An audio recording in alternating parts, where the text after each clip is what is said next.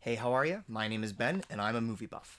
As promised, today is the Q&A video. A number of you guys sent me questions, a lot of questions, and I'm going to do my best to answer as many as I can today in this video.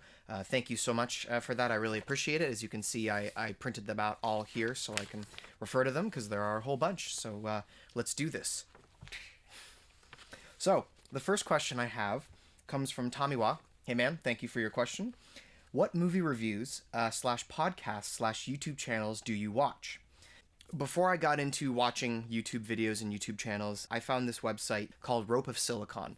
This website is no longer up, unfortunately. It was shut down a few years ago, but for the longest time, when I was checking out movie reviews, that's where I went. And Rope of Silicon was this awesome website with news and trailers and announcements and reviews and this and that. So all stuff movies, which is really cool. And then once that shut down, I started really getting into YouTube channels like Chris Stuckman, Cinefix, Every Frame a Painting, Screen Junkies, and Nostalgia Critic, all very fun movie channels, some more analytical and serious than others, and then there are some that are really goofy, but they all share a love of movies. If we're talking podcasts, to be honest, there's only one podcast that I've ever sat down and listened to a few times, and that is the Bat Jar podcast, which two of my friends actually have been doing for like a year and a half now, I think. So if you go to Facebook or you just type in on Google Bat Jar Podcast, you can find them and you should definitely listen to their stuff. The next question is, what is your favorite superhero movie and why is it The Incredibles? Well, I hate to break it to you, but Incredibles is not my favorite superhero movie. I do like it. I think it's good. It's a good Pixar movie and it's lots of fun.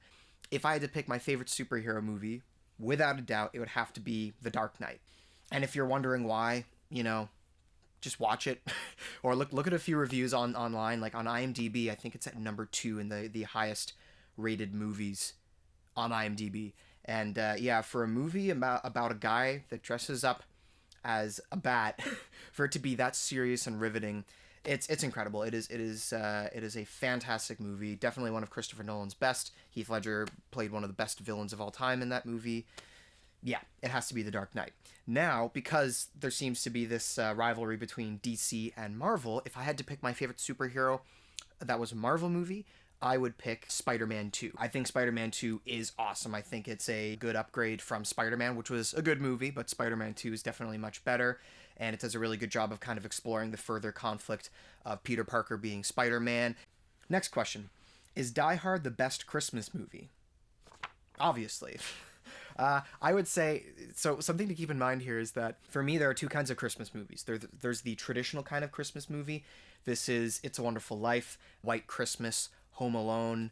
But then you have like the crazy Christmas movies like Gremlins and Bad Santa and Die Hard, most importantly. Die Hard is without a doubt a Christmas movie. And I know a lot of people, they don't think it's a Christmas movie. And one day I'm going to do a video on why Die Hard is actually more of a Christmas movie than you might think.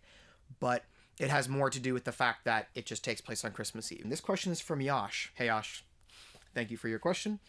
Do you ever get overwhelmed by all the movies you still want to watch? Yes, 1,000 times yes.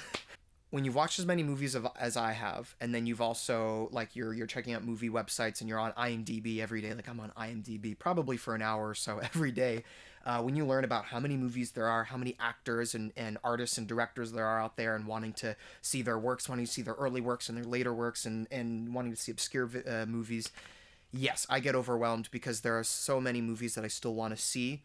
But I also want to have a life, and I also want to work and do other things sometimes that aren't movie related, so I can't get around to all of them. But as a lifelong goal, I'm going to do my best to get around to as many as I can, because it's a fun thing to do, because it's one of the reasons I love movies, just watching them. Who is your favorite actor and actress, and why? Favorite actor? I'd probably have to go with Jimmy Stewart. He's been in a lot of classic movies, and I would say It's a Wonderful Life is probably my favorite movie that he's been in.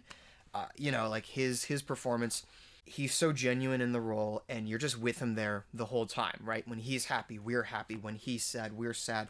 Sometimes he might do something that he shouldn't do, and we're not even sure what to think, but he just has such a range of emotions in that movie, and he is just, like a guy, like you want things to work out for him.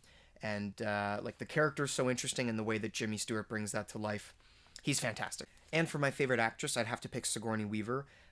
Two reasons. Number one, Alien, and number two, and most importantly, Aliens. She is amazing in Aliens. And you want to know how amazing she is in Aliens? Science fiction movies at the Oscars rarely get recognized in acting categories. It's only happened a few times, I'm pretty sure, in the history of the Oscars. And she got nominated for Best Actress in a Leading Role for that movie. That's got to say something. But yeah, she's amazing. I love her, and she's done a lot of good movies. But Aliens, that's her A game right there, and she does a marvelous job. What are some things you like to do besides movie buff stuff? When I'm not doing movie buff stuff, for me, like if I'm just having like a relaxing day at home, I love to sit on my couch and read. I like going on walks. Like I going on a walk for me is just like such a nice calming thing to do. If maybe I've been working a lot that day, or I've just been stressed out with something, and for me to just take a walk for like 15-20 minutes and just breathe in some fresh air is just so refreshing.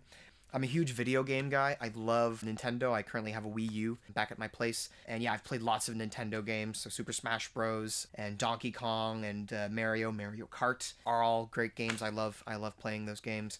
I also like playing board games, especially with my wife, who is on this channel for the romantic movies discussion.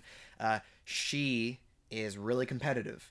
And sometimes I'm not that competitive, but when she gets competitive, I feel like it makes me want to be more competitive, so we can really get into our games. Next question. This is from Dom. Hey, Dom.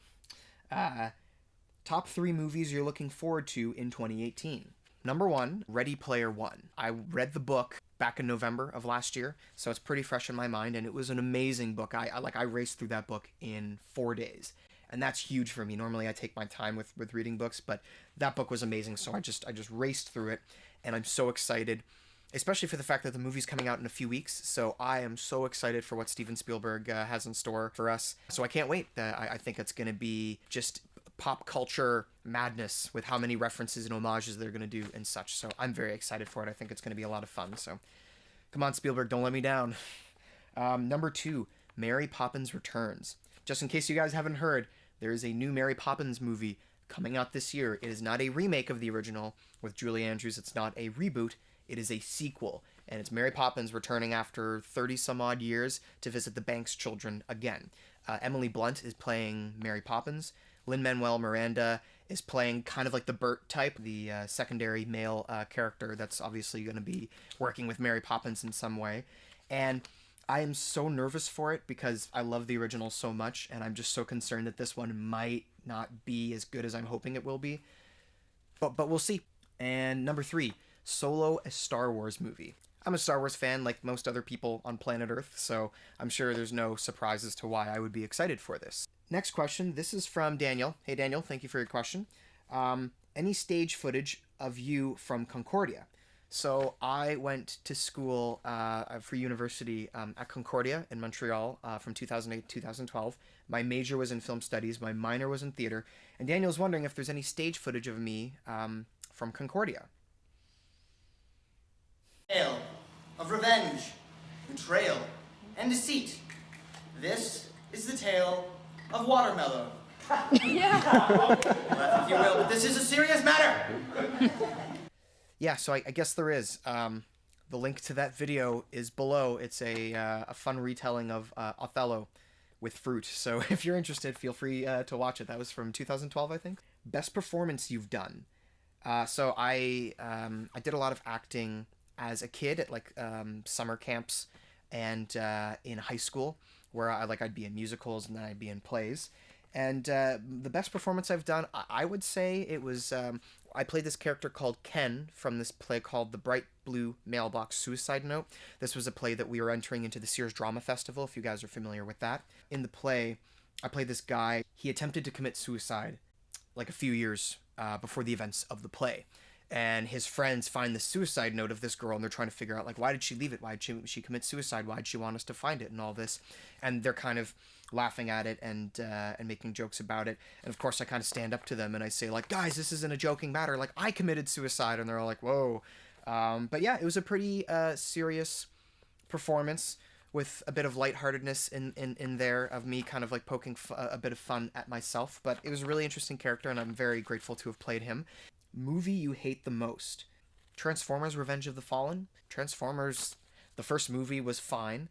And then the second movie became longer and more boring. I'll never forget, slight spoiler warning if you want to see the movie and you haven't, when they're bringing Sam Witwicky, Shia LaBeouf's character, to college, and the mother accidentally eats like pot brownies or pot cookies, and she's like running around high, and the father has to stop her. Like, come on, guys. It's a Transformers movie, right? It's not a Harold and Kumar movie. So I just remember seeing that scene for the first time, and I was like, oh my, like, really? Like, what? Like, it's not funny. It's so out of place. Why is it here? How do critics and the audience influence your views on movies, and to what degree? I would say sometimes they do, and sometimes they don't. There are cases before where, I'll watch a review from Chris Stuckman, and he'll really like a movie, and then I go to see it remembering that he liked that movie, and as I watch it, I actually find myself being like, yeah, this is good. I like this, and I feel like it's definitely possible that his review kind of influenced me. But then there have been other cases where, for example, when he reviewed movies like Chappie and Jupiter Ascending, he didn't like them both, so he gave them both like a D or a D plus or something like that. And I was like, okay, he didn't like those movies, and then I went to go see them, and I was actually really surprised. I liked both of them. So that's all I have for today, guys. Thank you so much for submitting questions. I had a really good time answering them. If you have any other questions for me, post a comment below this video, and I'll do my best to answer as soon as I can. Thanks for watching, and as always, please like, comment, and share this video. Subscribe if you haven't already. Share this video with your friends, and I'll see you guys in the next one. Yeah, for me, that's what a spoiler is. It's something important that is usually more enjoyable. Jeez. Bugs on the loose.